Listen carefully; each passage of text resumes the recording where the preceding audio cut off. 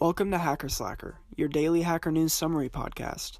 I'm your host, Jacob Petticord. Let's get started. Hey guys, something different again today. This is actually my favorite episode we've done so far. It's different from anything else I've done. Me and Andre just sat down and had an unscripted chat about today's Apple event. We only did minor editing, so there were a lot of small things like the awkward pauses and filler words that will improve over time. But this is my vision for the show. Discussions about tech news, internships, and whatever you guys are interested in with people who want to talk about it. I had a ton of fun recording this, and there'll definitely be more episodes like it in the future. So without further ado, here's my conversation with Andre Grieve about today's Apple event. Okay, so we're here for a special episode of Hacker Slacker. I'm here in person with Andre Grieve. He's back in Lincoln, and we're going to talk about the Apple event today and all the stuff we saw. Really excited about this one. Yeah, so the event today ended up being much shorter than we expected. There was mostly just the 3 new iPhones and then the Apple Watch. Yeah, almost disappointingly short. I was really hoping that we'd get either an AirPods refresh or an iPad refresh, but hopefully maybe at WWDC we'll get one of those. Yeah, and I also think that they might be doing an iPad event in October, maybe later this year, alongside the new Macs, hopefully. So hopefully we'll see that refresh this year because the iPad Pro kind of needs an upgrade.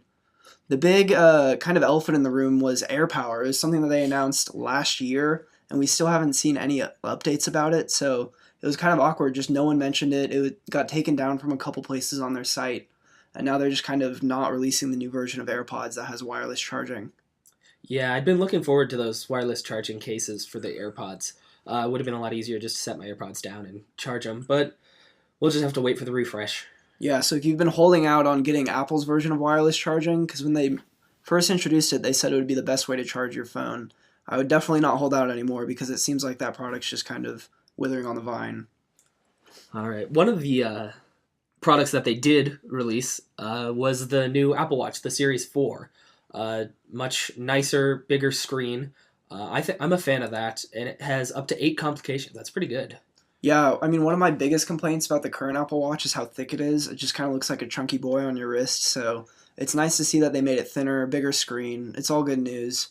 Nice incremental upgrade. I think that the current Apple Watch form factor before this one was kind of like the iPhone 3GS, and we're starting to see them getting more of like the second generation of the design.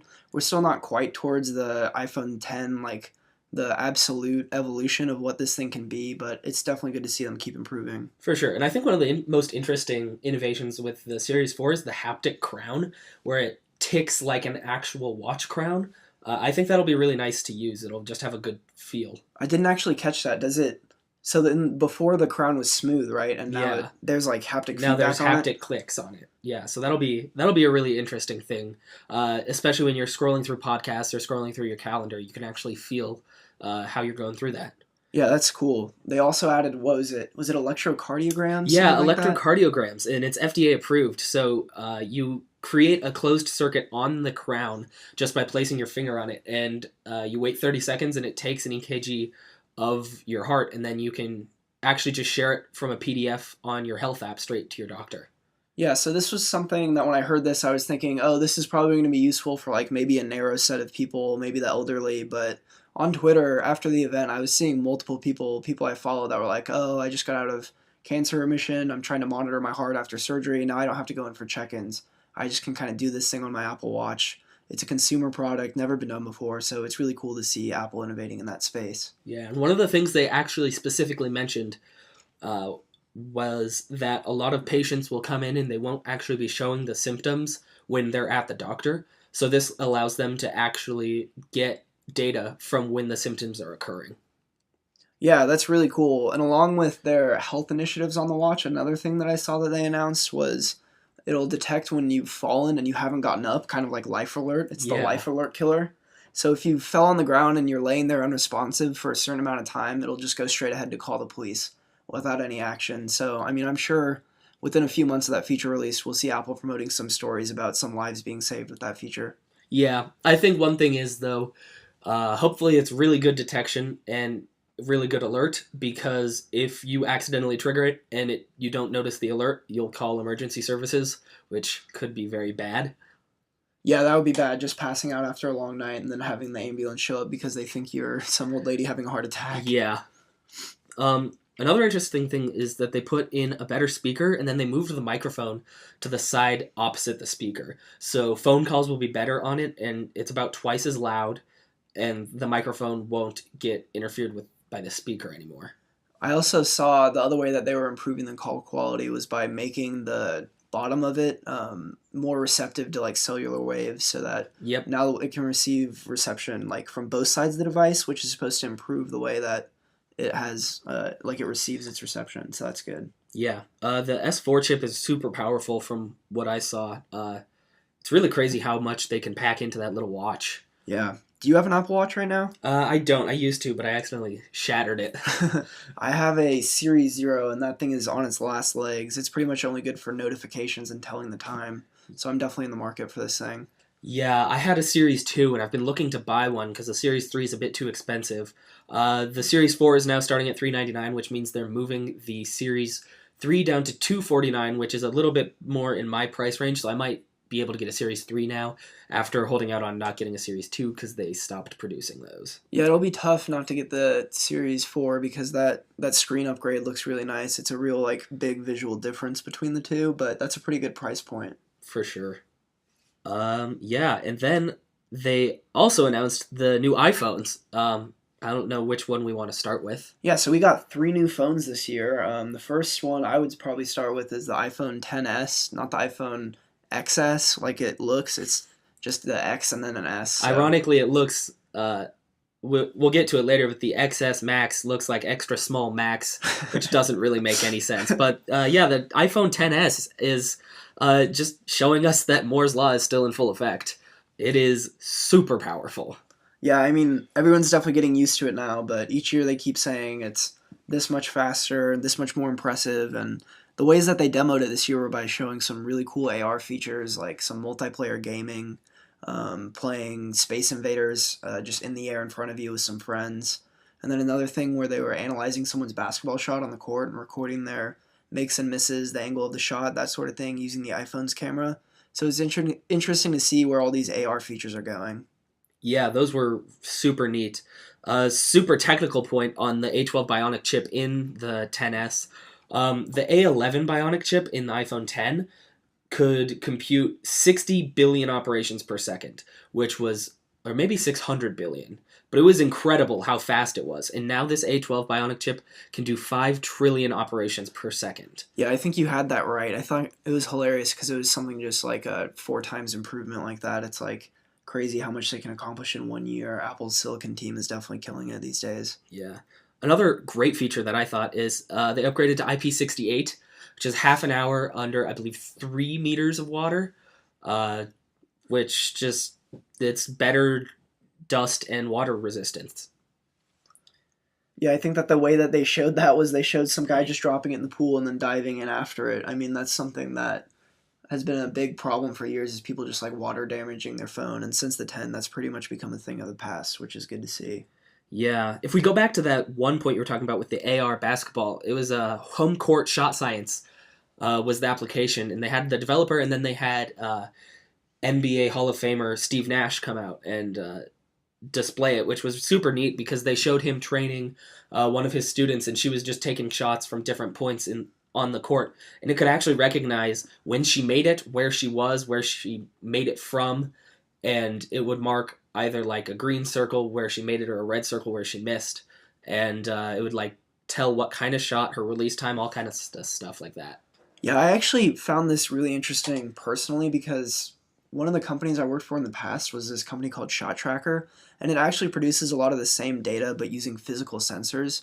So seeing that the iPhone can do a lot of the same thing, albeit in a much simpler form, it was really cool to see that they're kind of moving that direction where we can get a lot of this stuff just by pointing your phone's camera at the court. Yeah. Let's talk about the camera on this thing. It's going to be a beast. It's got this new stuff called Smart HDR, which basically knits together 12 different versions of the shot you're taking in a very small period of time. It tries to get the clearest with the best shadows and the best color, the best depth, and it takes those all together and it splits them up, and then it pulls together the best of those, and it puts them together to get a really good photo. Yeah, I think that they were talking about this in the context of it being like one of the biggest benefits of that new A12 Bionic chip. It just has so much more like machine learning neural net power that it can do things like combining the best image. And then another big feature of it that I noticed was that it lets you set the bokeh, the kind of the blur on your picture in the app after you've taken the picture, which is a real game changer. I know the Pixel phone was able to do something similar, but I mean, hopefully iPhone will be taking it to the next level with their actual dual camera system, where they're capturing all this data and then you can say, oh, I want it to be super blurry in the background, or actually, when I took that picture and it was all blurry, I didn't really like it. I want the background to be clear. I want to focus on this object.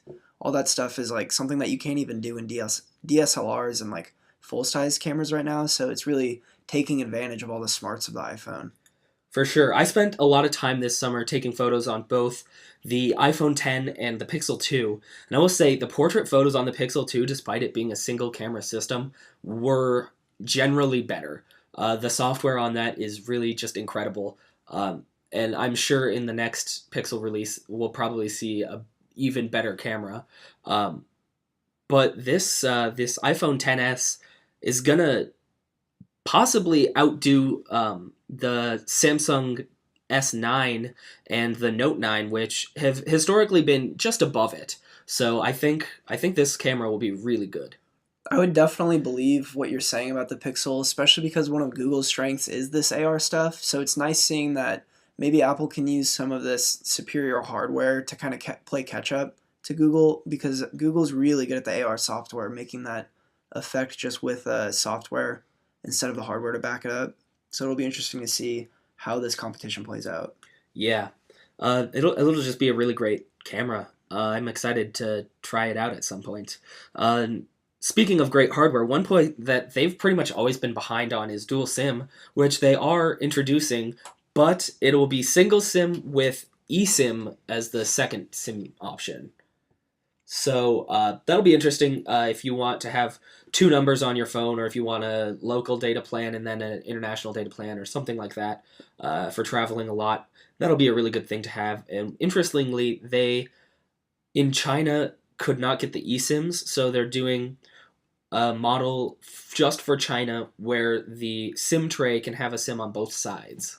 Yeah, this seems like something that I'm sure business people have been complaining about for a while now. Now you could do your home phone number with your work phone number, or you could do your data plan in the country that you're always traveling to, that sort of thing. It'll hopefully like save a lot of headaches for people.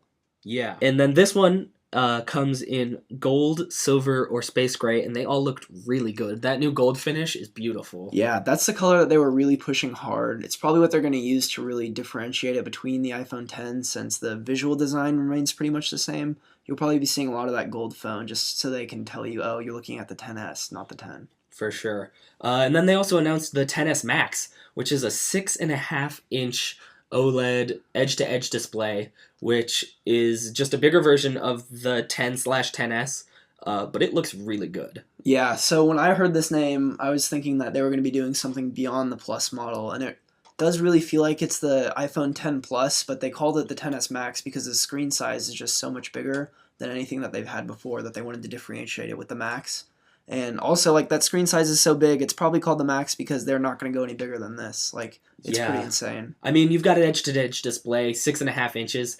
That's going to get too big for your hand if they go any bigger. So if you imagine the iPhone 8 Plus, but the screen is the iPhone 10, that's what this thing is. So it's a pretty large size, and the entire thing's a screen. So I think a lot of people are really going to love this phone.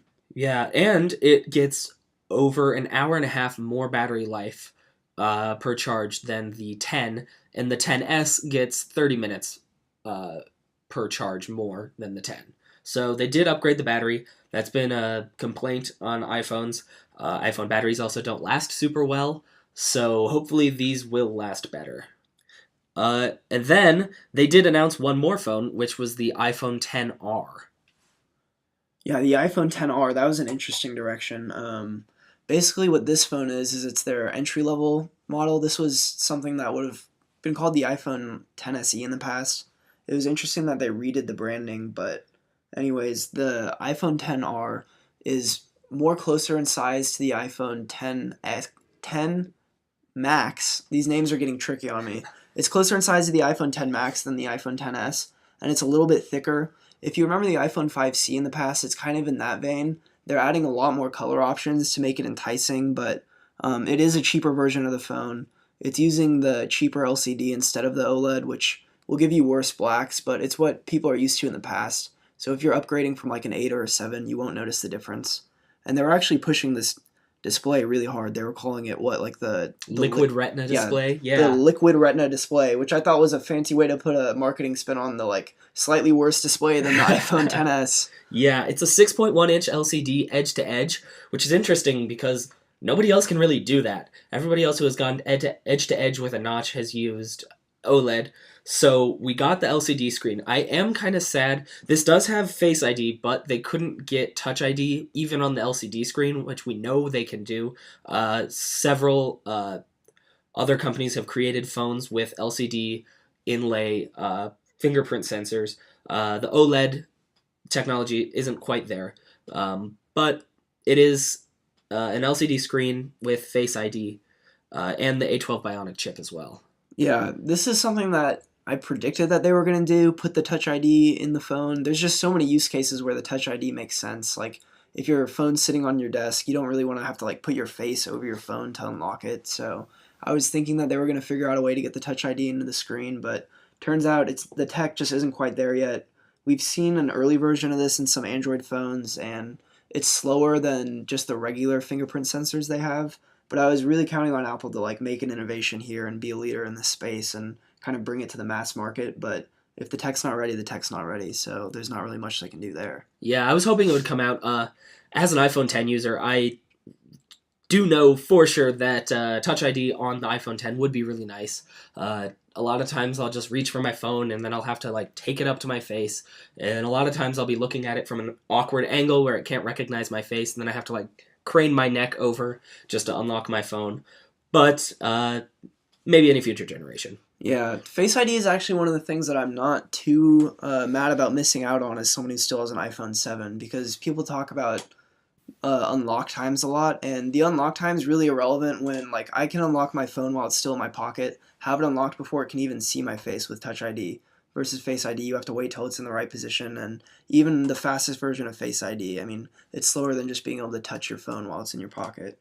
But we'll see what Apple does in the future. I'm thinking that they'll probably bring Touch ID back at some point and keep Face ID too, because they keep talking about how much more secure it is, but I guess we'll see what they end up doing. Yeah, I would like to see a MacBook refresh to include Face ID. I think that's one of the places they could really use it, although they've never been known for their laptop cameras. So yeah, I think the laptop camera in my 2016 still has like a 720p FaceTime camera. Like, it's crazy. Yeah, those are disappointing. I'm sure we'll see it in iPad before we see it in Mac. Yeah. But you can hope. The Mac is just the perfect use case, though, because anytime you're trying to unlock it, you're looking right at the screen. So, I mean, Yeah. I really hope it comes there eventually, but I'm not really counting on it. Yeah, the fingerprint sensor on the touch bar is pretty nice to have. It's better than just using a password, but if I could just look at my screen, I mean, Windows has Windows Hello, which works really well, and it doesn't even have special sensors, it just uses the camera. I'd like to see an upgrade to the camera on the Mac.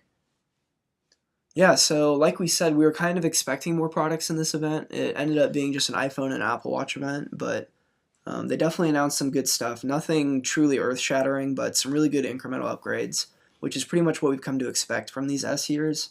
So we'll see what they come out with next year, but I definitely thought the event was good. I liked their intro video. I thought it had some style. Incredibles theme intro video. That was a lot of fun. Yeah, it's definitely worth watching. One of the things I noticed in the intro video, I don't know if you caught this, but this girl is running trying to deliver a package, and she just says she's wearing her AirPods and just says, "Hey Siri," and asks her a question out loud. That's not something that the AirPods can currently do. So it'll be interesting. Like, when I saw that, I was expecting them to announce hands-free Siri, which is a feature that I thought was coming to the AirPods. They were silent about the AirPods from then on for the rest of the event. So it makes me wonder if they were planning on releasing the hands-free Siri version of the AirPods, the next generation AirPods, but something happened with manufacturing, or just something where they couldn't end up getting those out in time. Yeah, I completely agree. I noticed that too because I'd listened to the pod yesterday, and you had said that, and I was like, oh wow, my AirPods can't do that. I don't use Siri that much, but that really would be a nice thing to have. And then I noticed it in the intro video. I thought they would announce that, but maybe at the iPad event. Yeah, it's just something that you would naturally expect them to be able to do, which is what Apple's usually good at nailing. So I'm assuming we'll see this sometime in the future, probably this year. The AirPods were super popular, so I'm guessing that they're going to be doing an update on those. Who knows? Maybe we'll get like a headphones themed event with the Beats update, the AirPods, and then maybe the rumored over-the-ear Apple headphones that they're supposed to be making. For sure. Hopefully, space gray AirPods. Space gray AirPods, yeah, a lot of people have been wanting that.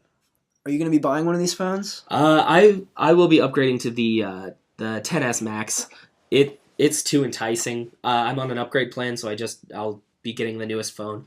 And I was trying to decide between the 10s 256 gig model and the 10s Max 64 gig model, and I'm going to go with the 10s Max, probably in gold because that's going to look so good. Yeah.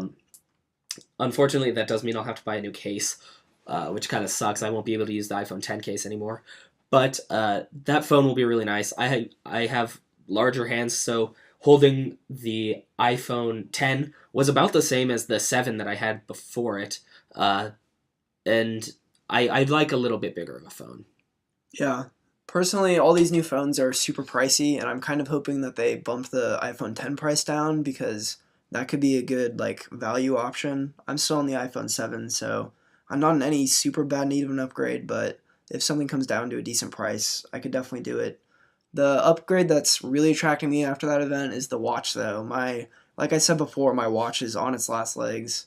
I would definitely love to get rid of that thing for a new one, and I think it's like $400 for the cheapest Apple Watch 4. Yes, $399 for just a aluminum GPS model. Yeah, so if you're an iPhone Series 0 like me, the upgrade's crazy. I mean, GPS alone, being able to go on a run without my phone and being able to play music to my AirPods, I mean, as someone who's training for like a half marathon right now, that would be crazy, crazy useful.